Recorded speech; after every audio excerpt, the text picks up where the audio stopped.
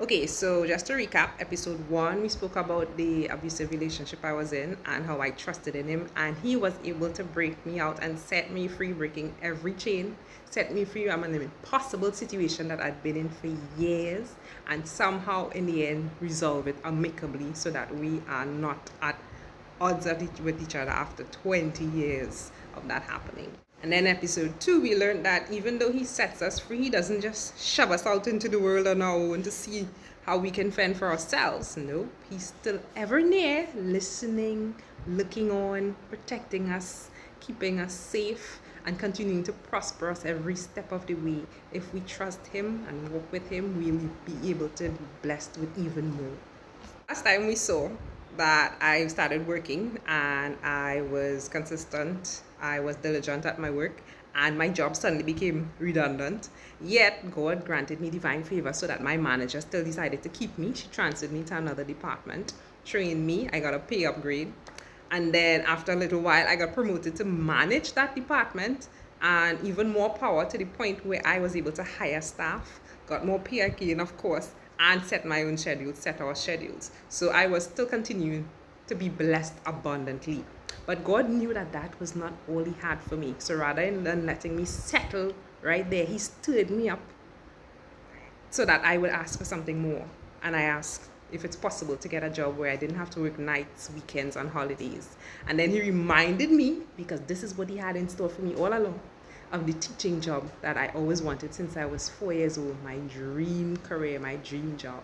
But I had given up hope completely because there was no way to get it. I had given up completely, so I just blanked the thought out of my head. So I just didn't think it would have happened. But God had plans for me, and there was nothing that was going to stop him from granting what he had in mind for me from the very beginning when he created me. So now, on the other end of the line, there's this university suddenly calling me, asking me if I'm still interested in this vacant position I'd applied for. I don't remember applying for any vacant position. But I do remember the school because I had applied there a couple years back for the degree. Yes, I told you teaching was my passion. I was ready and willing to do anything it took. So when I found out a degree was all they needed, I went and applied to start my degree there part-time. I think like a week or so after I applied and started classes, I got a job, finally got a job, but it was McDonald's. And I couldn't get weekends, couldn't get evenings off to do the classes, and that's the only time it was, so I had to drop out. And every job after that was always working nights, weekends, and holidays. I never had a job where I wasn't working at those times, so there was no way to go back, so I just forgot it. Even the science, I could have gone back and gotten this science, but you had to do full-time classes 8 to 4. I couldn't afford that tuition, and I was the one responsible for my own life. I was working to support myself, so there was just no way that I could have done it. So I just abandoned all hope and abandoned everything.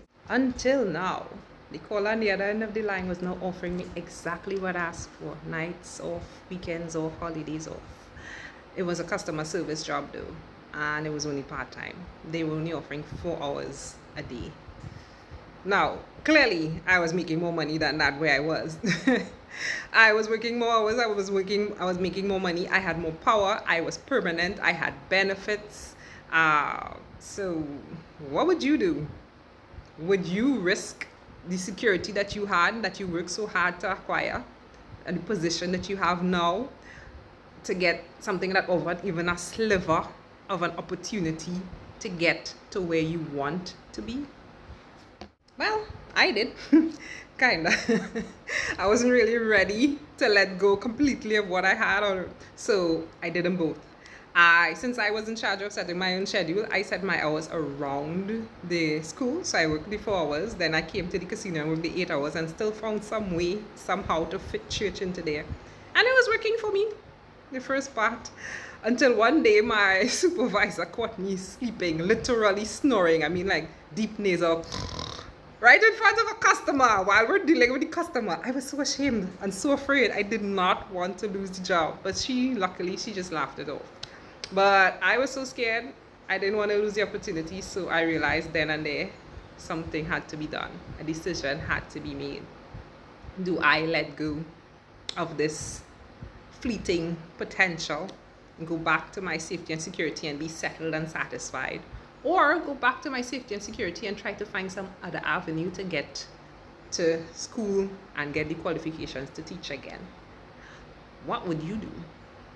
Well, the overachiever in me refused to let me settle. I can't settle for less than I know I can accomplish.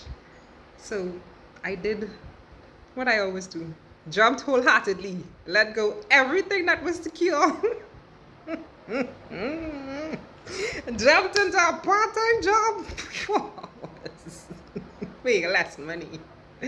Oh my God, I know, right? Even thinking about it now, that sounds like such a really ridiculous idea that I probably would not advise anybody to do. Which takes me now to the scripture I'm going to leave you with today. Our scripture, ever popular, Proverbs 3 verse 5 to 7. Trust in the Lord with all your heart. Lean not on your own understanding. What you think sounds right, what you think makes more sense, even if it sounds better than what he's offering. Trust in him with all your heart. In all your ways, submit to him. Submit to what he's asking you. Submit to his requests. And he will direct your path. Direct your steps. Tell you which way to go. This way now. Step, stop, wait. Now go again.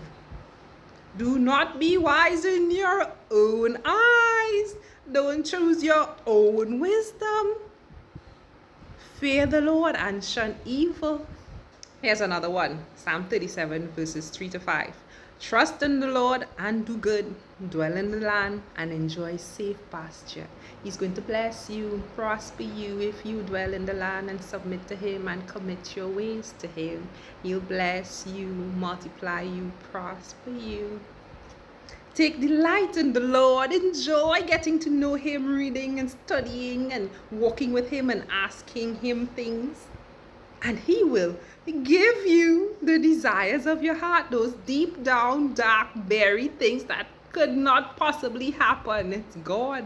With God, nothing is impossible. He can make it happen. And he will dig it up. Even if you've given up, he will dig it up and grant it to you.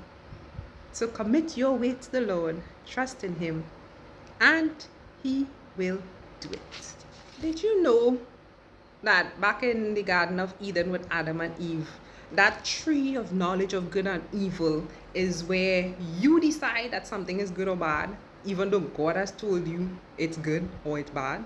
Even though God has said it's bad, you have chosen now. I'm going to decide whether it's good or not. I don't want to hear what you have to say. Even if you've said it, even if I respected it, then when the decision time comes, I'm going to choose based on what I think. I'm going to reason for myself. And that's what happened to Adam and Eve. Even though God said it's bad, it's like, okay, yeah, it's bad, it's bad. He said it's bad, it's bad. And they go about their business. When the enemy came, they took the enemy's deception and decided, I'm going to wait for myself and decide if it's good or bad. And they waited and they said, sounds good to me. Sounds like wisdom, just like the enemy said. Nah, I don't think it's that. Sounds like it looks like wisdom. Ate it. That is eating from the knowledge of good and evil. Eating from the tree of the knowledge of good and evil. So now I have a question for you. What has God told you is a bad thing, but you have been deceived into believing that it is wise? And so you have chosen to do things your own way.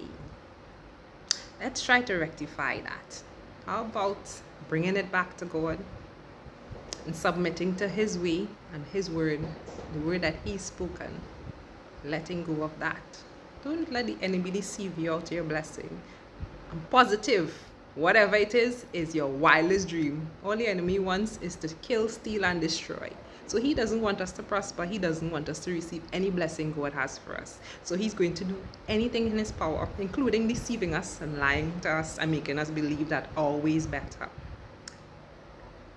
Don't trust him. Don't believe him. Walk away from him. Return to God and submit to him and his way. I promise you he's going to bless you and prosper you beyond your wildest imagination.